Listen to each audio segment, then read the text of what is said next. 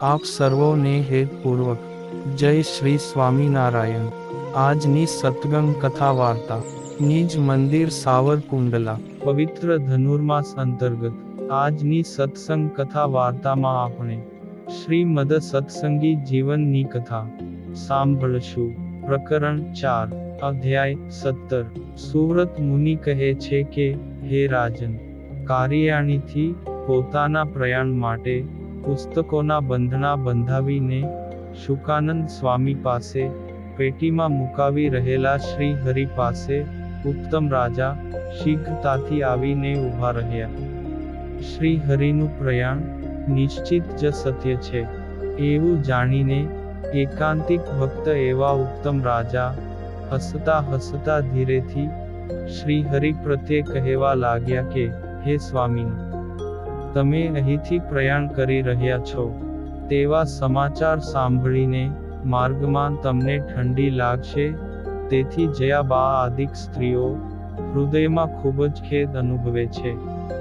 આ પ્રમાણે ઉત્તમ રાજાનું વચન સાંભળીને પ્રભુ શ્રી હરિ કહેવા લાગ્યા કે, હે ઉત્તમ રાજા, મારી જન્મભૂમિ હિમાલયની તળેટીમાં આવેલી છે, તેથી ઠંડી સહન કરવાનો મારા દેહમાં સ્વાભાવિક જ ગુણ રહ્યો છે, તેથી તેઓ મારી ચિંતા ન કરે।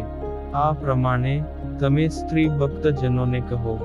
હે રાજન, આવા પ્રકારના પ્રભુ શ્રી હરિના વચન સાંભળીને ઉત્તમ રાજા શ્રી હરિની સ્વતંત્રતાને જાણતા હોવાથી કાની પણ બોલ્યા વિના મૌન રહ્યા।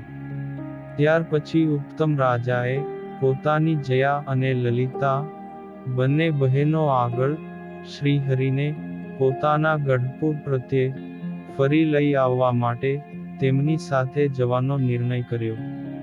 ત્યાર પછી બ્રાહ્મણ શ્રેષ્ઠ એવા મયારામ ભટ્ટ આદિક વિપ્રોએ મંગલ આશીર્વચનો ઉચ્ચાર્યા ને ભગવાન શ્રી હરિ તે સમયે તાજણ ઘોડી ઉપર અસવાર થઈ પોતાના પાર્ષદો તથા સંતોની સાથે નાગડકાપુર જવા નીકળ્યા।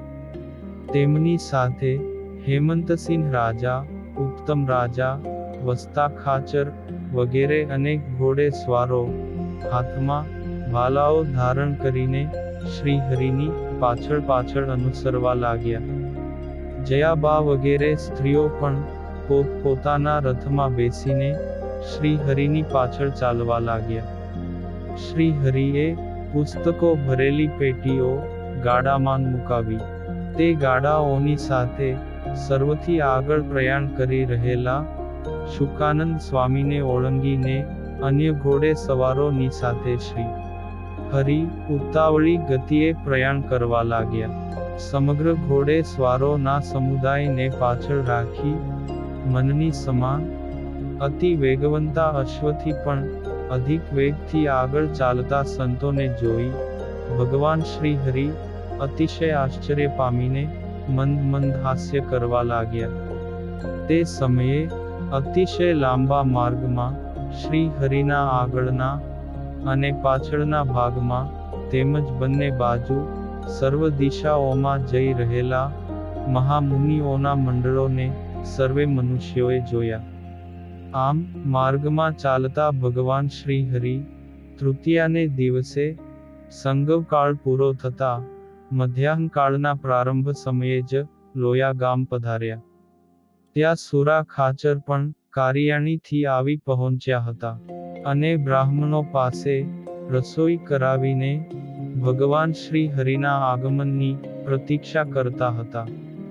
સુરા ખાચર ગામવાસીઓ તથા ભગવાન શ્રી હરિના દર્શનાર્થે નાગડકાના ભક્તો પણ અતિ હર્ષપૂર્વક સન્મુખ આવ્યા ને સાષ્ટાંગ દંડવત પ્રણામ કરીને નમસ્કાર કરવા લાગ્યા।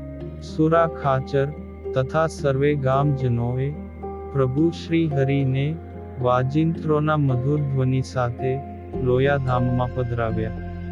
ત્યાંના મુખિયા સિંહજીભાઈ પટેલ તથા અન્ય વૈશ્ય ભક્તો પણ સુરા ભક્તની સાથે રહીને સંતોએ સહિત શ્રી હરિની ખૂબ જ ભક્તિભાવથી સેવા કરવા લાગ્યા।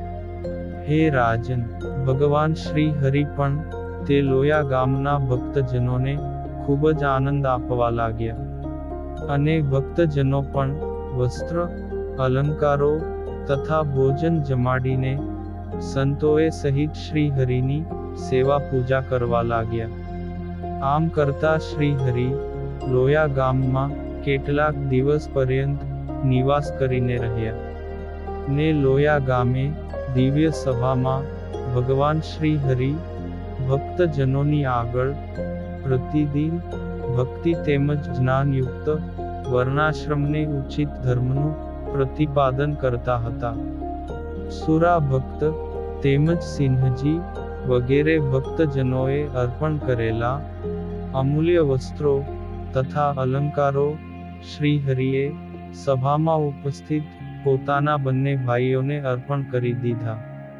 તે લોયા ગામના ભક્તજનો ગામની વાડીમાંથી રીંગણા આદિ અનેક શાકો પ્રતિદિન શ્રીહરિ માટે લાવતા અને સ્વયં શ્રીહરિ પણ શાકોને વઘારવાની ચતુરાઈ અન્ય રસોઈયાઓને દેખાડીને ઘીનો વઘાર કરી શાક બનાવતા.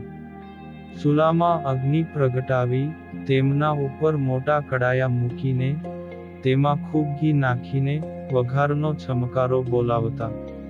તે સમયે શોભી રહેલા હળદીવાળા હસ્તકમળ ધોતી સાથે લૂછવાથી શ્રી હરિના પગ પીળા થઈ જતા. આવી મનોહર મૂર્તિના દર્શન કરીને ભક્તજનો ખૂબ જ આનંદિત થતા. આ રીતે દર્શન કરનારા ભક્તોને હસાવતા અને સ્વયં હાસ્ય કરતા શ્રી હરિ ચંદ્રમા સમાન મુખથી અતિશય શોભતા હતા. શ્રી હરિ રીંગણાના શાકને વઘારીને ક્રમ પ્રમાણે સંતો અને ભક્તોની પંક્તિઓ કરાવીને ભોજન પાત્રોમાં પ્રસન્નતાપૂર્વક મોટો કડછો ભરી ઉતાવળે પીરસતા હતા. અતિશય સ્વાદિષ્ટ બનેલા શાકનું બહુ ભોજન કરતા સંતો ભક્તોને શાકના સ્વાદ વિશે શ્રી હરિ પ્રશ્નો પૂછતા ત્યારે તેઓ પણ શાકની પ્રશંસા કરતા થકા કહેતા કે હે ભગવાન, રસમય મૂર્તિ અને રસનું પોષણ કરનારા આપના દ્વારા રસપૂર્વક રંધાયેલા ને પીરસાતા અમારા ઉપર અનુગ્રહ કરીને મહાપ્રસાદ રૂપે પીરસેલા શાકના સ્વાદના તો શું વખાણ કરીએ.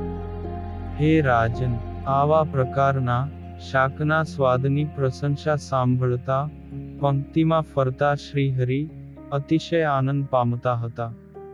આ પ્રમાણે નરનાટકથી શાકોત્સવની દિવ્ય લીલા કરીને ભક્તજનોને ખૂબ જ આનંદ પમાડતા શ્રી હરિ લોયા ગામથી સંતો ભક્તોની સાથે નાગડકાપુરમાં પધાર્યા.